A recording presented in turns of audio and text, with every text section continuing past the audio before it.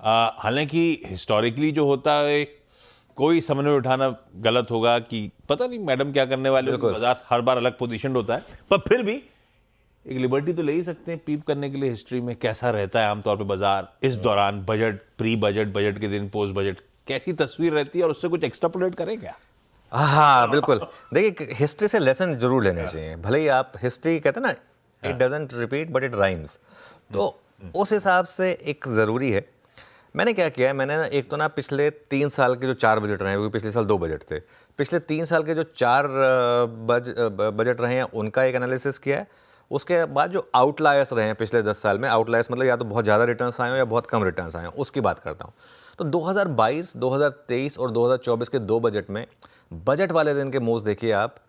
अच्छा, ये and to and results हैं, तो इसके लिए इंट्राडे में बहुत ज़्यादा स्विंग्स आती हैं, लेकिन इवेंचुअली एक नॉर्मल डे ही होता है। 2022 में 1.37%, 2023 में -0.6%, फरवरी 2024 जो वोट ऑन अकाउंट था -0.13%, जुलाई 2024 जिसमें एक बार के लिए तो कई मिडिल PSU स्टॉक में सर्किट लग गया था, -0.12%। अच्छा, पोजीशनिंग भी काफ़ी मैटर करती है। एक हफ्ते पहले 2022 में हम 1.7% चले थे और एक हफ्ते बाद -0.6%। 2023 में हम बजट से एक हफ्ते पहले -1.4% थे, बजट के बाद +1.5%।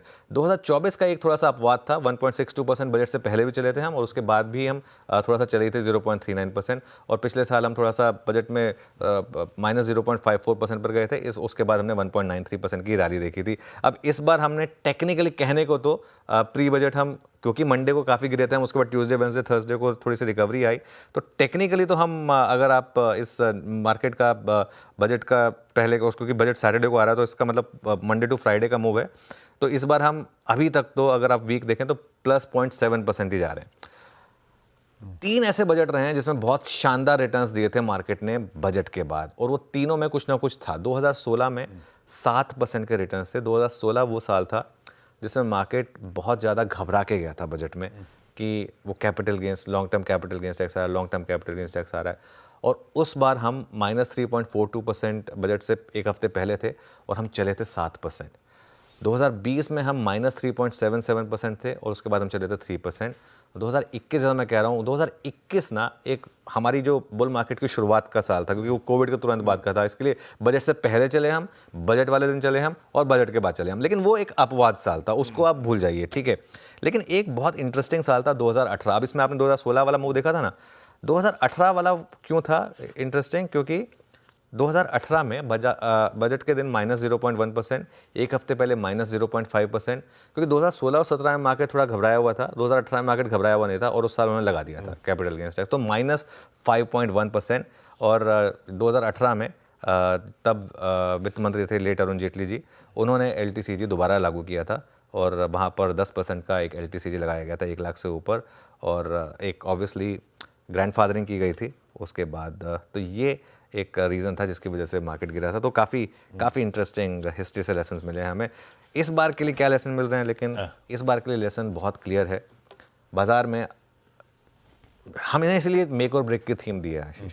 आई थिंक मेरी सेंस ये है कि इस बार ना बाजार जिस तरीके से पोजीशन है, एक हफ्ते के बाद जब हम नेक्स्ट फ्राइडे को एनालाइज कर रहे होंगे, वाकई में हम इसको मेक और ब्रेक मान रहे होंगे कि मार्केट या तो 3-4% निफ्टी पर आपको बड़ा मुंह देगा रैली का, या वापस रीसेंट लो तोड़कर और लोज बनाएगा। इस तरीके का बजट में इस बार मुझे लग रहा है कि पोजीशनिंग है मार्केट की, और इसीलिए क्योंकि ये बहुत अहम होने वाला है, मेक और ब्रेक बजट है। आज अपनी पोजीशन जो भी गेन CMD से आवाज को सुन के आपने पिछले मंडे के लोज ऑनवर्ड्स बनाए हुए उसको बांध लीजिएगा, इस बाइनरी इवेंट को प्ले आउट होने दीजिएगा। मंडे को फिर अपन जब लौटेंगे तब फ्रेश व्यू के साथ उतरेंगे, बजट को बढ़िया डिकोड कर चुके होंगे, सब समझेंगे आगे की चाल। तो ये रणनीति ठीक है, और इंट्राडे वोलेटिलिटी तो आज भी प्ले करेंगे, कल शनिवार को भी होंगे सबके सब चैनल पे, सुबह से कवरेज चल ही रहा होगा CNBC से आवाज पे, तो बातचीत होती रहेगी। वैसे एक और अपन बात करते हैं, किस तरह के कलेक्शंस होने वाले हैं, किस तरह का फिस्कल डेफिसिट का आंकड़ा आने वाला है, किस तरह का वो केपेक्स पे स्पेंड होगा, जिसकी चर्चा नहीं होती ना बजट के दिन। सबसे इंटरेस्टिंग स्टॉक वही होता है ITC। ITC अगर गिर गया तो बाजार का मूड पूरा बिगड़ा रहता है। निफ्टी का ITC बहुत इंपॉर्टेंट, चर्चा में हो ना हो ये स्टॉक सबसे इंपॉर्टेंट होता है कल बजट के दिन। और पता नहीं मोबिलाइजेशन के लिए कुछ कर दें तो बात अलग है, यहाँ पे भी गड़बड़ हो जाएगा। हॉर्माज ने कैलकुलेशन कर रखे हैं, बता रहे थे कुछ 26 mm, 60 mm और 80 mm, पता नहीं कौन से mm में कितना कितना टैक्स का एडजस्टमेंट है। हॉर्माज बगल बैठे ग्लोबल मूड की तरफ बढ़ रहा हूं। गिफ्ट निफ्टी कह रहा है सुबह से कि भाई 10, अरे बिल्कुल फ्लैट खुलने के इंडिकेशन दे रहा है। क्विकली एशिया दिखा देता हूं आपको। कई सारे मार्केट्स कल की छुट्टी के बाद आज खुल गए, पर हाँ चाइना के मतलब शंघाई, हांगकांग ये सब आज भी बंद है। चाइना तो अब मंगलवार को ही खुलेगा जाके, तो वहाँ पे थोड़ा सा इधर उधर के मूव्स हैं। छुट्टी से लौटे हैं तो कुछ दिन के डिस्काउंटिंग जो हुई थी उसको एडजस्ट कर रहे हैं, सब ऐसा है। पर हैंडओवर बुरा नहीं है बाय द वे। यूएस में वॉलेटाइल सेशन था कल का, लेकिन फाइनली 1/4 से आधे % का उछाल था। और अभी हॉर्माज घुसे तो मैंने कहा एक बार फ्यूचर्स चेक करूं, तो अभी मैं चेक ही कर रहा था, फ्यूचर्स बढ़िया है। 1/4 से आधे % और इंच अप करने की तैयारी कर रहे हैं आज शाम की ट्रेडिंग सेशन में। पर कल आने तो कई सारे इंपॉर्टेंट डेटा जो हॉर्माज कह रहे थे, कुछ इन्फ्लेशन का प्रिंट इंपॉर्टेंट आना है वगैरह वगैरह।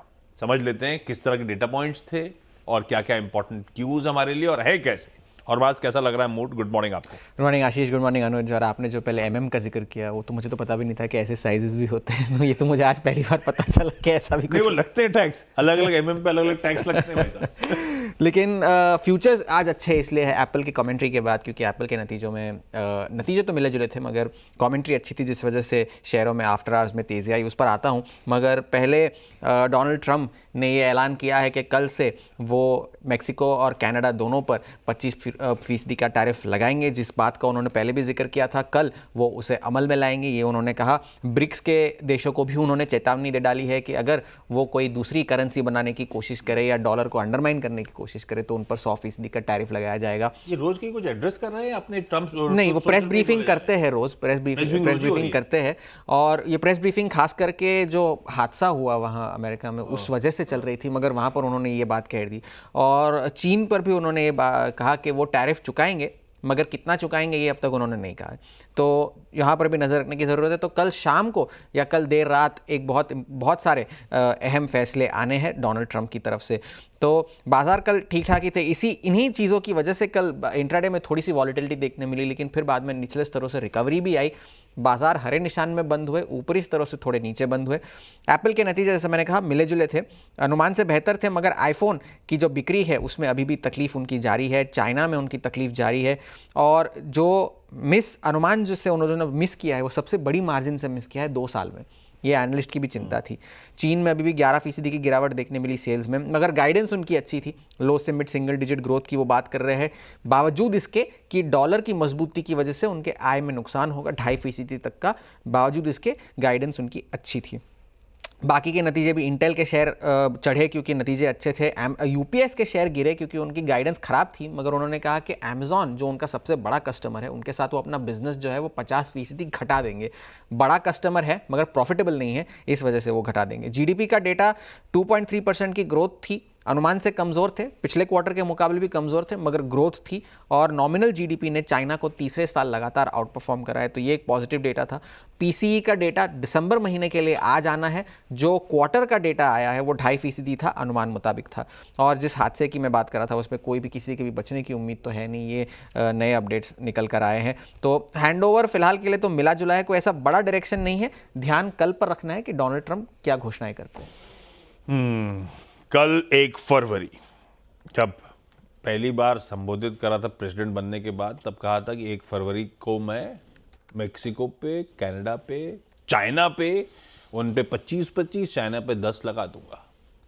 बीच में तो फिर उन्होंने यूरोजोन को भी धमकी दे दी थी। तो पता नहीं अब कल क्या अनाउंसमेंट्स फाइनली आते हैं। कल का इंटरेस्टिंग दिन हो रहा है भाई साहब, टैरिफ्स के फ्रंट पे, अपने बजट के फ्रंट पे।